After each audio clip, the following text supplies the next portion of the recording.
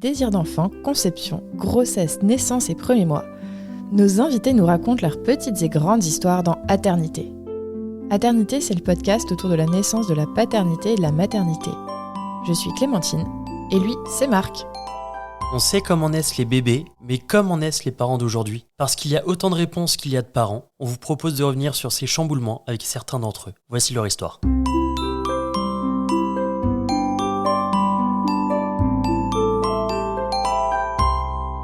Précédemment dans Aternité. Progenitou nous a rejoints dans notre petite famille et donc on apprend à vivre tous les quatre ensemble. Du coup, comment ça se passe aujourd'hui ? Aujourd'hui, on est un peu scindés en deux teams, j'ai l'impression.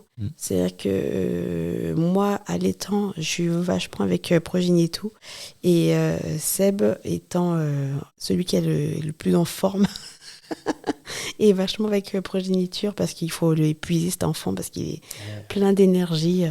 On est au 6e étage, il veut tout le temps monter à pied. Voilà, pour donner cette team. Ouais, c'est une idée de... Il monte à pied, il descend à pied et il veut faire la course avec moi tout le temps, moi dans l'ascenseur. Ouais. Tout le temps. Donc lui, il gagne ? Il est énergique, quoi. Non, il gagne pas. Quand même. 6 étages.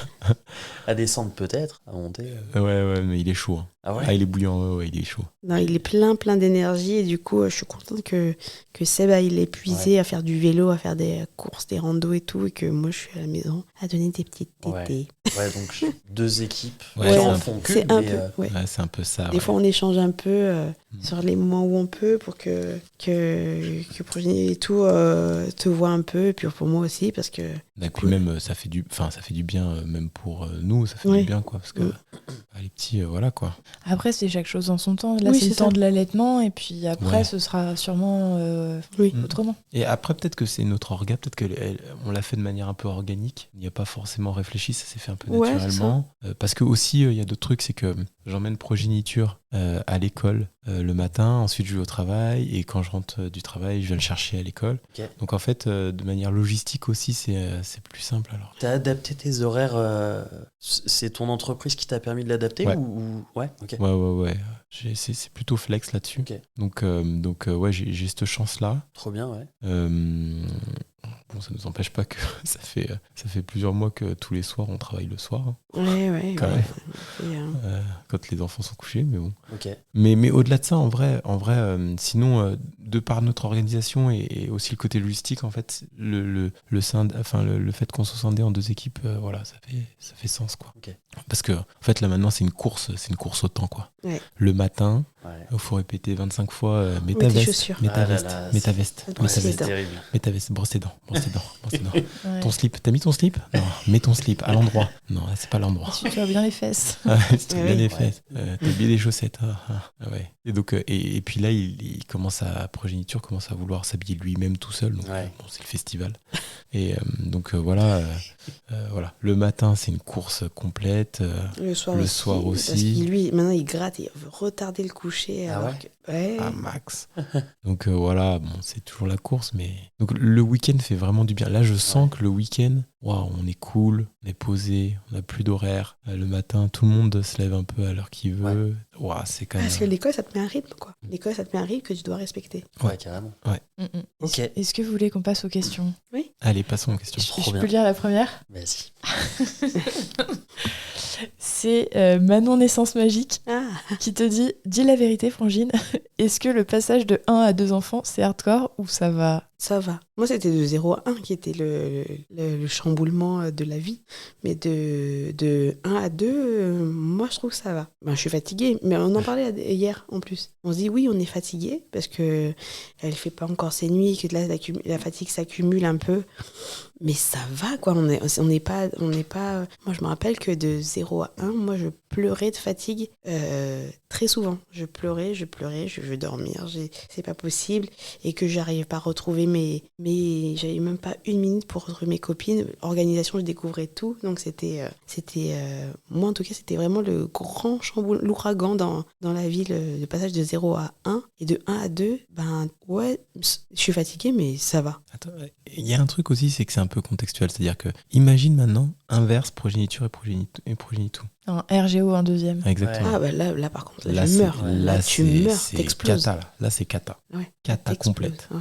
Parce qu'il faut gérer le premier, Ouais. qui a une énergie folle, et le deuxième... Et Le deuxième t'empêche de dormir. Donc en fait, là, tu vois, là, je comprends que dans ce cas-là, passage de 1 à 2, c'est Ah une oui, c'est tornade. clair. Puis là je demande à ma mère d'habiter avec moi. Je sais, là. Eh Vous ben, êtes super. toujours autant aidé que pour la première naissance? Non, même pas. On est autant aidé. On est aidé quand même. On est aidé, oui. Oui. On est aidé un peu moins, Moi. mais on est aidé, mais un peu moins, ouais. Vous en avez autant besoin ou vous sentez Bah que voilà, vous en avez moins on en besoin? a moins besoin. Moins besoin. Mais tu vois, c'est encore une fois, c'est très contexte et ça dépend des enfants, quoi. Si t'as un gamin qui est facile, là, bah, en fait, tu sais, c'est pas si compliqué, quoi. Enfin, Ouais. en tout cas, on sent qu'on est capable de le gérer. Ok. Si on avait eu un deuxième progéniture, Ouais, bah là, oui. je pense que Ça aurait été Ah limite. oui, ouais, c'est ce serait clair. pas pareil. Hein. C'est clair. Ok. Il y a Guéna qui demande comment est-ce que tu gères les moments papa solo. Alors, pour l'instant, quand je suis avec seule progéniture, franchement, facile. Facile parce que, tu sais, c'est aller... avec progéniture, faut faire du sport. Ouais. Faut sortir, faut bouger. Franchement, ça... Mais par contre, avec progénitou et progéniture, les seuls moments que pour l'instant que j'ai solo, c'est quand, par exemple, on va faire des balades, Ouais. comme ça, quand on va faire des courses. Voilà. Et en fait, progénitou dort. Ok. Ouais. Donc pour l'instant, c'est facile. Pratique. On va voir plus tard quand progénitou sera un peu plus grande. Je pense que, ouais, pour l'instant, j'ai du mal vraiment à me prononcer, quoi. Ok. Je pense que, voilà, c'est... On a une question de Zachary Niakate. Ah, c'est la Alors, meilleure, attends. celle-là. J'ai adoré. On a une question de Zachary Niakate qui dit pour Elodie, toi qui viens de Clermont-Ferrand, tu penses quoi de tous ces travaux? Ah je prends pas la voiture, donc ça va. Non, on a vélo électrique, donc Ah, bien. vélo Ouais. électrique, ouais. donc ça va. Donc la réponse, c'est investissez dans les vélos électriques. Oui, c'est ça, pour éviter... En plus, je crois que c'est parti pour un moment, hein, les travaux. Ouais. Ah Non, bah nous, Mais ça après, nous a ça va être bloqué. nickel. Ouais, mais On a après, dû après faire ça va un être demi-tour. nickel, mais ouais. non, c'est vrai que, bon, pour l'instant, c'est particulier. Ouais. Voilà. Patience, ils vont s'en sortir. Ensuite, on a une question de Poney44. La gestion, donc il te demande comment tu gères ta carrière, déplacement, représentation en soirée et week-end, et ta vie de famille. Moi, déjà, je me mets j'ai des jours, par exemple, où je reste à la maison pour les enfants dans la mesure du possible, de pas mettre de date de spectacle. Par exemple, le mercredi, c'est le jour de progéniture où j'aurai avec moi. Et le mardi, ce sera le jour de progéniture. Elle n'ira pas à la crèche, elle sera avec moi. Donc voilà, j'ai des jours comme ça. Et puis aussi, j'ai mis un espèce de ratio pour les gens avec qui je travaille et qui me bookent des dates. Je dis que le ratio sera toujours 4 jours à la maison, 3 jours en tournée. Donc je partirai pas plus de chez moi par semaine. Et bien après, le truc qui est cool, c'est que quand t'es humoriste, t'es un peu, tu gères ton emploi du temps un peu comme tu veux. L'été, ça joue pas beaucoup. Dès qu'il fait beau, les théâtres sont pas trop ouverts. Donc en général, tout le mois d'août, moi je fais rien. Et jusqu'à même mi-septembre, les théâtres recommencent à ouvrir vers mi-septembre. Donc de fin juillet jusqu'à mi-septembre, j'ai rien. Et voilà, j'ai cette espèce d'équilibre que j'ai trouvé. Mais c'est vrai que par contre, les jours où je travaille, en général, je suis pas chez moi. Donc il y a aussi les déplacements. On dirait que je suis une commerciale, une espèce de commerciale qui travaille surtout l'hiver. Une commerciale saisonnière. Et 3 jours par semaine. Mais voilà, c'est une organisation à faire avec... heureusement que je peux compter énormément sur Seb qui assure, hein, parce que si j'avais quelqu'un qui assurait pas au niveau enfant, etc., je peux rien faire, quoi. Ouais. Donc je peux partir le cœur léger. C'est juste vraiment moi et mes enfants me manquent. C'est juste ça, quoi. Mais sinon, je pars tranquille quand je pars en tournée. Que je sais que... En plus, il m'envoie des messages du type je suis au restaurant avec progéniture, il met la panière de pain sur la tête. Moi, ça me régale. Ce genre de petite anecdote. Je me dis Mais je sais que ça se passe bien quand ils m'envoient des trucs comme ça. Ouais. Donc on a une question de père et mère, comme une paire de chaussettes. Ok. Comment on gère 2 enfants, dont un nouveau-né, quand un des 2 repart en tournée? Donc la réponse, tu l'as déjà donnée, Ah oui. c'est que c'est chacun son enfant. Ouais, c'est ça. Quand je pars en tournée, moi je suis avec la petite et j'ai ma mère qui m'aide. Hein. Je peux pas partir en tournée et maman va faire le spectacle pendant 2 heures. Tu restes bien dans ta poussette. Non, je préfère qu'il y ait ma mère qui est là, qui surveille, qui s'occupe d'elle si elle a besoin de quelque chose, etc. Après, normalement, pendant le spectacle, elle dort parce qu'elle s'endort vers 20h et puis elle se réveille vers au moins après 23h. Mais il y a quand même eu un cas là où l'organisation a pété, quoi. Oui, parce que j'ai eu une fois où le spectacle a commencé. Normalement, les spectacles commencent toujours à 20h, voire 20h30. Et j'ai eu une date à Montataire où le spectacle a commencé à 18h. Problème étant que ma fille mange tout le temps à 19h. Ouais. Et elle a allaité et elle ne veut aucun autre contenant. Ça fait 3 mois qu'on essaye les tasses, les cuillères, tous les biberons j'ai acheté. Vous pouvez constater tous les biberons que j'ai achetés, toutes les marques. Elle en veut aucune. Chloé, elle m'en envoie. Bon, bref, j'allais dire. J'en ai un que j'ai vu, je me dis, il ressemble vraiment à un sein. Il faudrait que j'essaye. Il y a le 0 de Suavinex 0-0. qui est un peu adapté à ça, justement. Mais Suavinex, je l'ai vu, mais ça marche pas. Ah. Il y en a vu un, et vraiment, ça ressemble vraiment à un sein. Okay. En plus, il est marron, comme moi. Donc vraiment, je me dis, celui-là, il faut que je l'essaye. Bon, bref. Et du coup, j'ai essayé de lui donner à manger beaucoup plus. Tu vois, quand on était à Strasbourg, parce qu'à Strasbourg, ils sont tous venus avec moi. J'ai essayé de lui donner beaucoup plus à manger avant, mais à 19h quand même, il fallait qu'elle mange. Du coup, ma fille, je l'ai allaitée sur scène, quoi. C'est génial. J'ai fait mon sketch, j'ai préparé un sketch spécial pour ce truc-là. J'ai demandé aux gens de pas rigoler fort, sinon vous allez faire peur à la petite. Et son petit casque anti-bruit, on a baissé la lumière et j'avais préparé 2-3 blagues que je lisais parce que je les connaissais pas évidemment, donc je les lisais. Et pendant qu'elle prenait sa tétée, ça a duré 10 minutes, mais au moins elle a mangé. Et... En vrai, je trouve ça génial. J'avais demandé à faire un entracte et le théâtre m'a dit que c'était pas possible parce qu'il fallait qu'il rende la salle assez vite et du coup, je voyais pas d'autre solution. Ouais. Moi, je trouve ça top.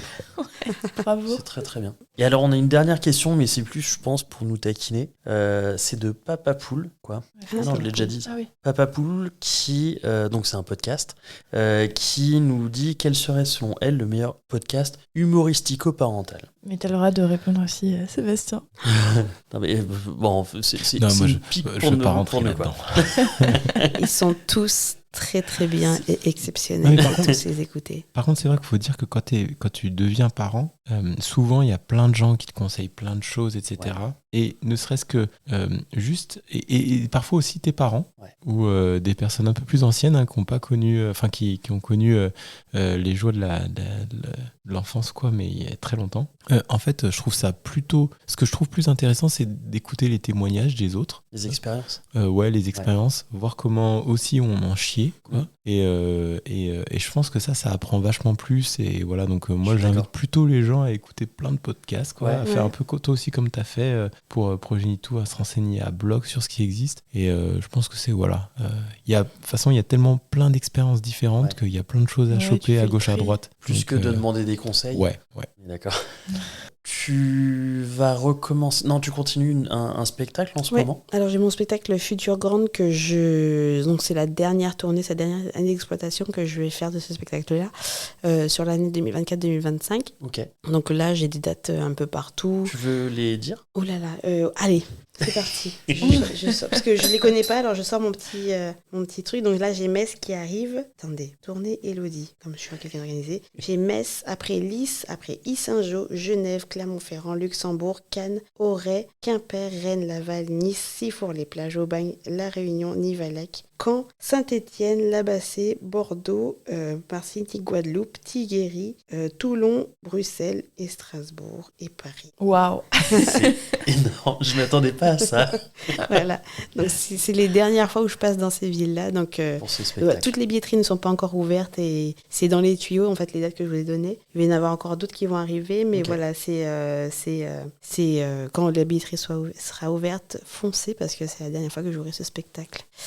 Donc voilà, j'ai hâte. Et puis j'ai des dates à Lyon aussi où je prépare mon futur spectacle. Et donc c'est en rodage. Et donc moi, le concept du rodage, j'aime bien, c'est que comme je teste et que je sais pas trop où je vais, etc. Donc je vous propose des blagues, des textes, etc. Et après on prend un verre parce que c'est une petite salle avec les gens du public et on discute ce que vous en avez pensé.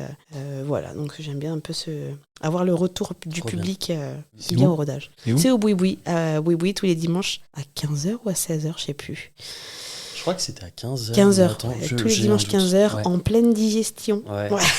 Ce Bah, sera nous, on a parfait. pris nos places. Hein. Ouais. Ça va être cool. Et ben voilà, on discutera, alors Ouais. vous allez me dire, enlève cette partie, on n'a pas aimé. Non, ça va être trop bien. Ok, et ben merci beaucoup. C'était très cool. Ouais. Merci pour l'accueil. Et du coup, on va se dire au revoir. Ouais. Et bonne nuit. Ouais, et bonne nuit. Merci à vous. Merci d'être venu. C'était Allez, super. ciao. Ciao, ciao. Salut.